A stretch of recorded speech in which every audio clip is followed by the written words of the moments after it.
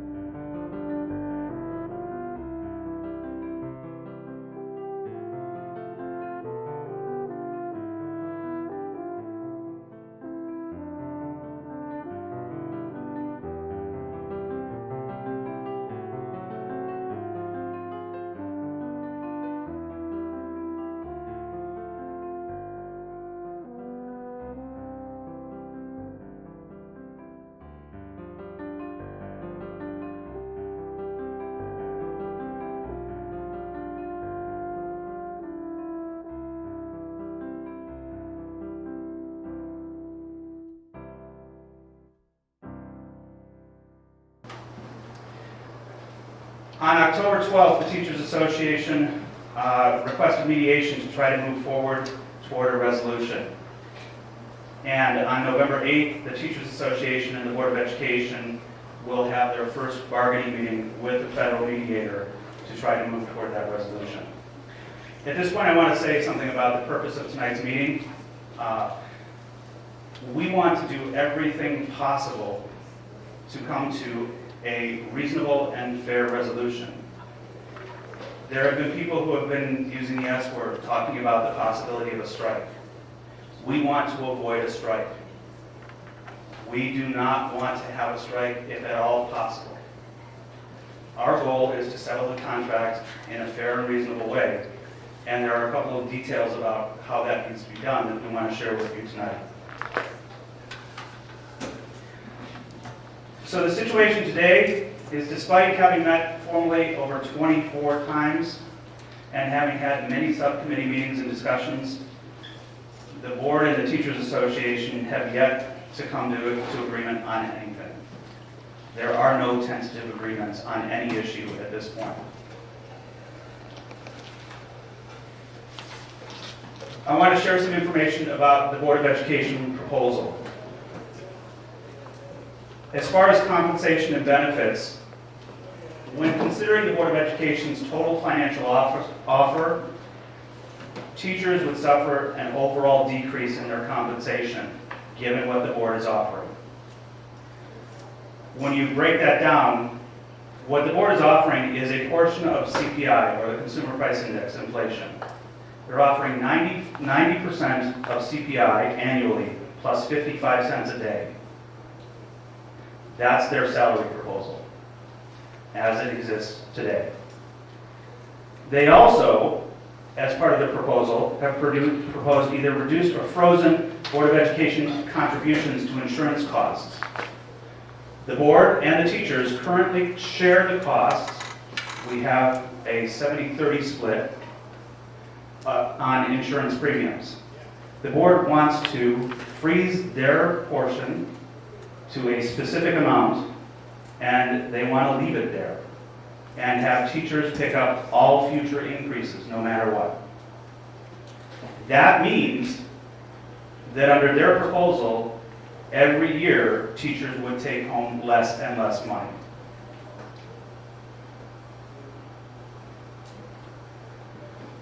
Under the board proposal, they would reduce the earnings employees can receive as a result of continuing their education. One of the things that we know is that continuing education by teachers going out and getting additional credits and getting additional degrees, either in education or in their subject areas, improves the education that students get. The board has proposed slashing the amount of compensation that teachers would get for doing so. So that would be an additional hit for the teachers against what they already make. They propose no additional compensation for existing coaches and sponsors, either paid or volunteer.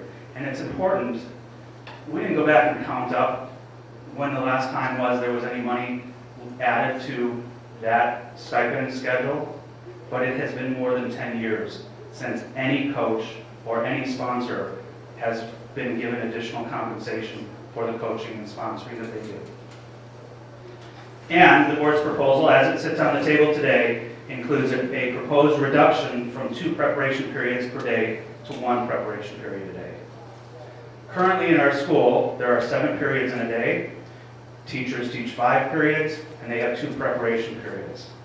We use those preparation periods for a whole variety of things. We use those preparation periods to prepare for our classes. We use them to grade papers. We use them to meet in course teams. We use them to meet with individual students and groups of students. The board's proposal would take away half of that and give teachers another assignment.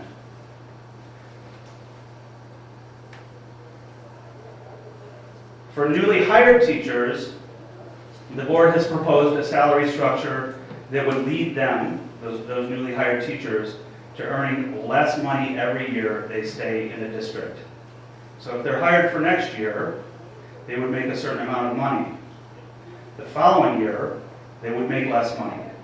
The following year, they would make even less money. The reason for that is that they have proposed creating a 2-tier employee system by which they contribute even less to new teachers' insurance and other benefits. That creates a situation in which no new teacher, could responsibly financially stay in our district. For newly hired teachers, the board has also proposed fewer sick days each year than are currently allotted to teachers. The reason given for this is that, well, you know, they're millennials and they're more likely to use sick days than the rest of us. Again, that would create a second tier or a second class of teachers within the district. The board's proposal includes approximately 20 pages of other changes to existing contract language. So in summary, the Board of Education's proposal is draconian in its scope and in its proposals.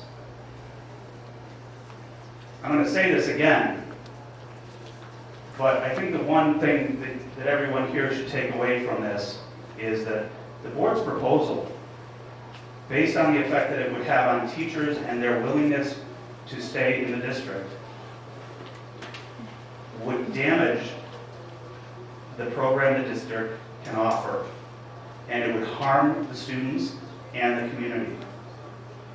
It would reduce the quality of our school. We have a couple of big problems here.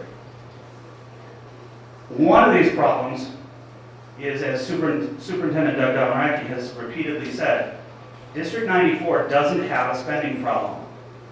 It has a revenue problem. The Board of Education's only response to that revenue problem has been constantly skimping and cutting in various areas and controlling costs through employee concessions. The Teachers Association has consistently made concessions mostly in the areas of insurance and benefits, but in some other areas too, over the last several cycles of negotiations. At this point, we're at a point where what the board is proposing is not just concessions. They're proposing that we reduce, constrict, and limit the quality of our school. Because their proposal would leave the school unable to keep teachers.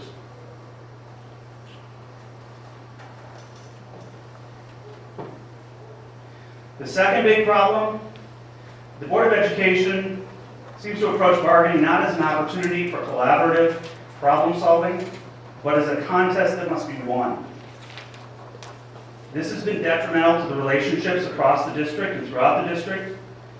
And if the Board of Education wins, as they propose to do in this particular bargaining cycle, the students and community will lose. From the teacher's perspective, we don't want to see that happen to our school. We don't want to see that happen to our community. This dynamic must be changed. And I'll talk a little bit more about that as I continue through here. Here's our proposal. Up until the Board of Education put their actual proposal, the things that I've talked about, plus 20 pages, on the table in March of 2017, the Teachers Association, we believed that we were engaged in a collaborative but still incomplete process to restructure the basis on which teacher salaries are calculated. The board's unexpected presentation of their extensive proposal and the details of that proposal indicated that the board actually had no intention of moving forward collaboratively.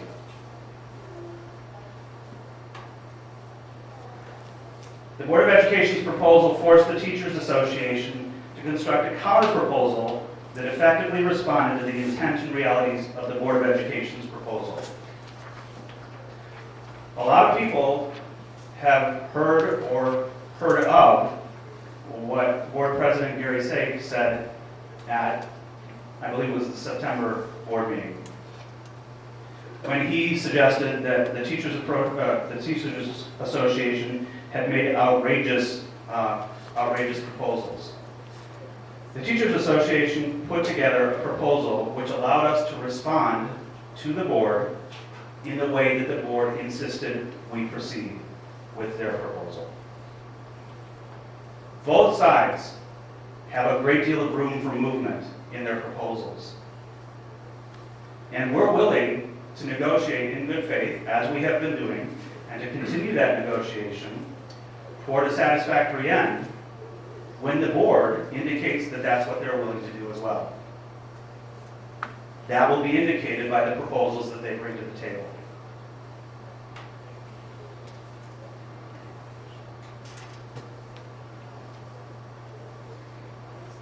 The Teachers Association proposal also addressed a long-standing and growing concern that the Board of Education, particularly under the leadership of its president, Gary Sake, does not act in the best interests of students or the community. I want to say a couple of things about this. If you've been to board meetings, one of the things that you may see at board meetings is there is sometimes some discussion of one or two issues, but mostly there's a lot of voting and not much discussion at all. The other thing that you should know is that the board conducts a lot of its business through its various subcommittees. Those committees meet on an irregular basis. The meetings are announced sometimes only 48 hours to the letter of the law, 48 hours prior to the actual occurrence of the meeting. But at least one committee of the board didn't meet for several years except through email being sent back and forth between the board members. It's difficult to understand how a board meeting or a committee meeting could be held through email and be called a public meeting. The fact is all of these meetings are supposed to be public. They're all supposed to be regularly scheduled, or at least scheduled and noted, people given notice so that they can attend. But that's not how our board has chosen to do business.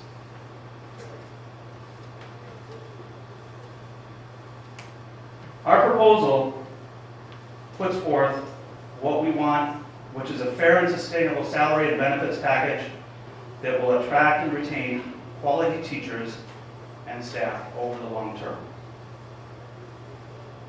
Right now, about 30% of our teaching staff has been in the district for less than 5 years.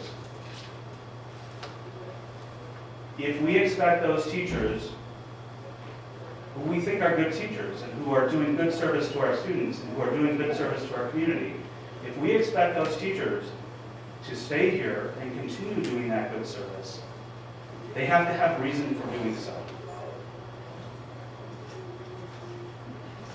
The Board of Education, their proposal seems to suggest that the district can do fine with a revolving door of teachers,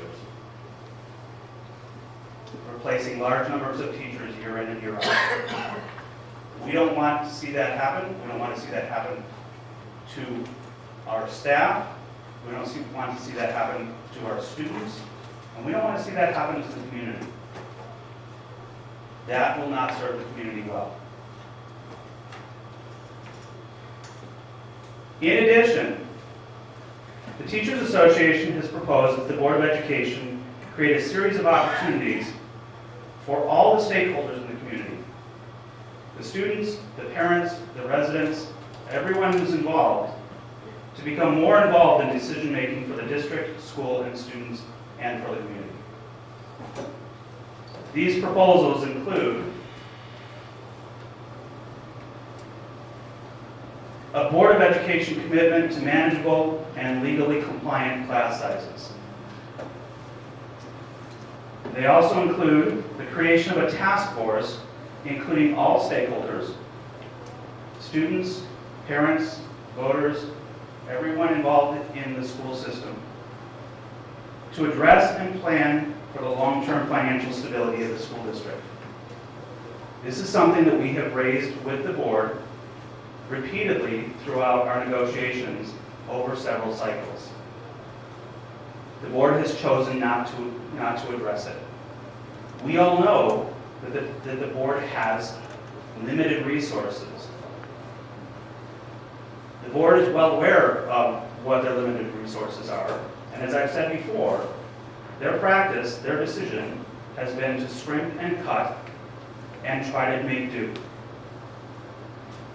You don't necessarily see this every day. And I'll tell you, one of the reasons that you don't see this every day is that the teachers in our school have continued to work very, very hard to make sure that our students get what they need, in spite of the fact that the school board has decided not to adopt certain textbooks or not to adopt the electronic components of certain textbooks, or to stop purchasing texts that students use in their English classes, or to stop providing as much paper and as the variety of paper that has been available in the past.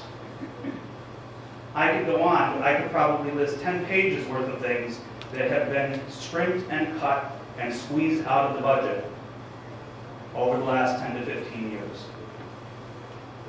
We don't believe that the community is aware of this. We've spent some time in the Teachers Association trying to think of and list some of the things that have changed and disappeared and gone by the wayside. And we kind of compiled that list, and part of that list is on our website. But not a week goes by without somebody stopping me in the hallway and saying, "Oh, Brad, here's another thing. This is one other thing that got cut. I forgot to put it on the list." All of these things were things that were of value to students. And because they were of value to students, they were of value to the community. I'll tell you, I don't think the Board of Education or the members of the Board of Education actually realized what all has been cut. because they, I believe, deal with the big numbers. And getting the big numbers to where they have to be has been delegated to the administration. And the administration, I think, generally has come back to their bosses, the Board of Education, and said, here's how we get to that number. And the board won't be able to tell you everything that's disappeared or been cut or been eliminated. But it's a process that's been taking place for about 15 years. The Teachers Association is incredibly concerned about this process because we're concerned about the quality of our school. We're concerned about the quality of education that our students get. And we're concerned about the quality of services that the community gets from our school district. Earlier this year, I said we were at a crisis point. We've reached a point where we think we won't be able to cover it anymore. Where we think there are going to be more serious consequences than we've seen in the past.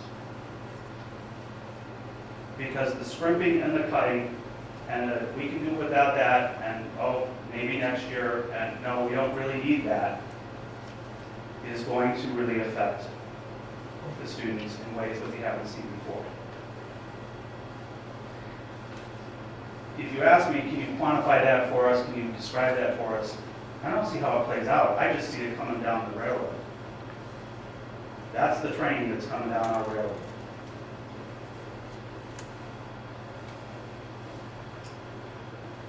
Among the teachers' other proposals, we proposed the creation of a series of committees providing all stakeholders the opportunity to participate in decision-making related to school safety, to expanded learning opportunities, to student discipline, to bilingual services, and to student participation in extracurriculars.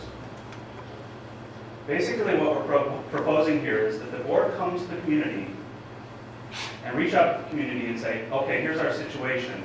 We would like you to participate in helping us to figure out what we're going to do to address this and make the best of what we have and try to improve that if we can.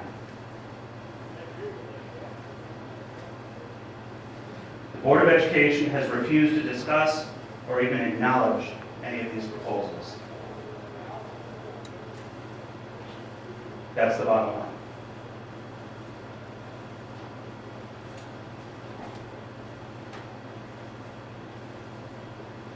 In addition to settling a reasonable and fair contract, the Teachers Association believes the relationship and dynamic with the Board of Education, it has to be changed.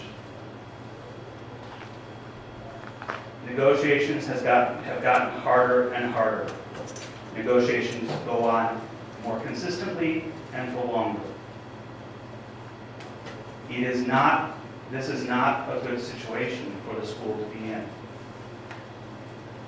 There's a great deal of uncertainty.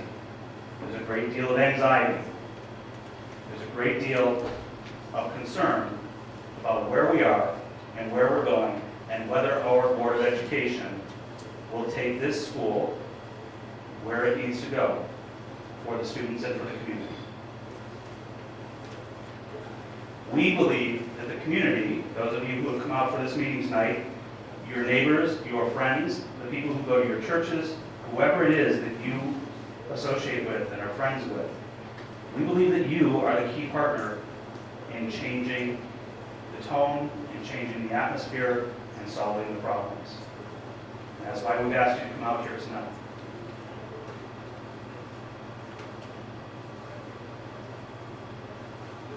I want to talk a little bit about what the Teachers Association has done. We have so far taken 2 actions. Both actions involved not volunteering.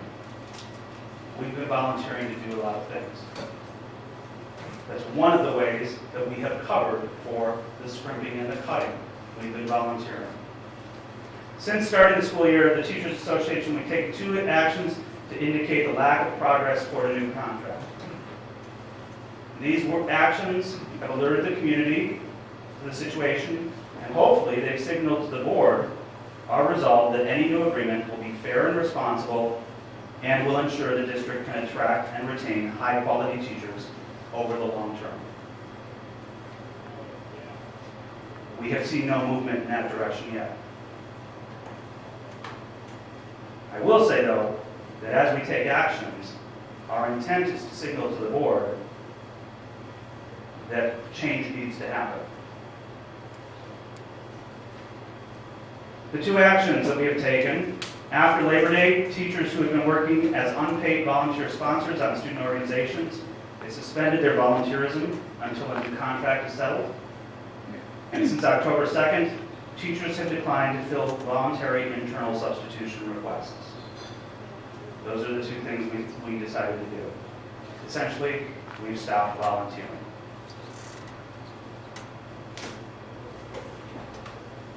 I will say that for the internal substitution, if we were volunteering, we would be paid for doing that, taking those voluntary assignments.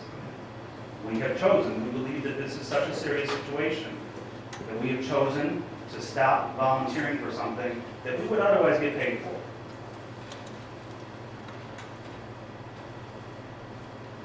The last thing I want to talk about is what you can do. You can attend Board of Education meetings, both monthly meetings and committee meetings, to observe and participate in your business being conducted by the Board of Education. Everything the Board of Education does is your business, whether you are a student or a parent or a resident. You can communicate with members of the Board of Education about your expectations for how they serve students in the community. We're going to give you some information tonight that will allow you to contact Board of Education members, and we encourage you to tell them whatever your expectations may be, what your expectations are, what you expect of them, and how they should be serving the community. You can communicate with members of the Board of Education about your expectations for the quality of education the school should be providing now and for the future. And at this point, I want to just stop for a minute and point out that at the September board meeting, Mr. Say, the president of the board, listed off a long list of things that have been achieved by our district. That's a very long list of things that have been achieved by our district. And that shows real excellence in our district. He's right, we have reason to be proud of that.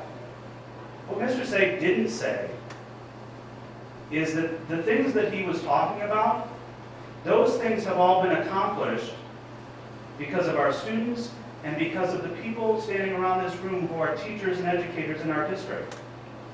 They have all been accomplished because of the efforts, oftentimes volunteer efforts, by those people.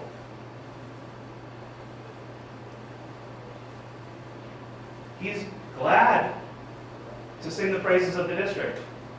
And we're pleased that he recognizes that when he speaks to the community. We would like him to recognize that, and the rest of the board to recognize that in other ways that are just as important. Making us feel valuable as employees, making us feel recognized as employees, and making us feel like there's a point sticking around here.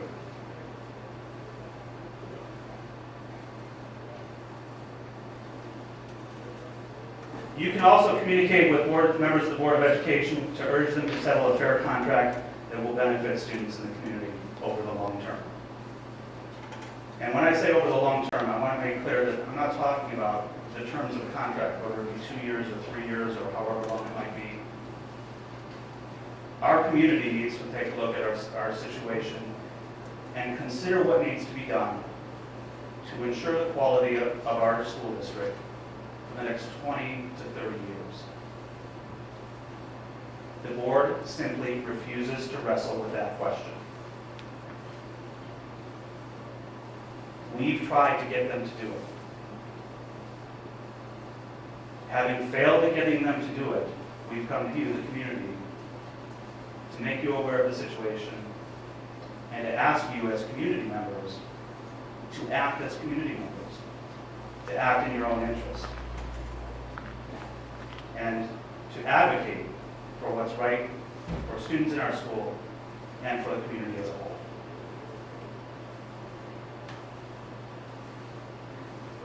The other thing you can do is communicate with friends and neighbors about the situation and how they can help to resolve it. We're going to provide you with some more information tonight. We have some handouts to give to you. We're also going to have a question and answer session. In just a minute, we're going to break up into a couple of breakout sessions. And we are going to take questions. The facilitators of these breakout sessions, if they can answer the questions you have, they will answer those questions. If they can't answer those questions, we're going to take down the questions and we will post the answers on our webpage. Our webpage is d94teachers.org, and there's a little QR code there that you can use to get directly to that website.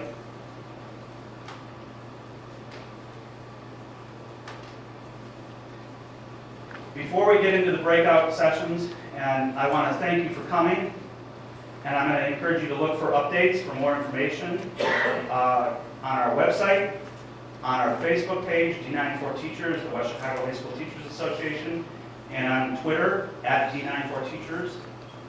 And you can also contact us if you have questions that you have that don't come up tonight, or if you'd like to provide feedback, if you would like to share information with us.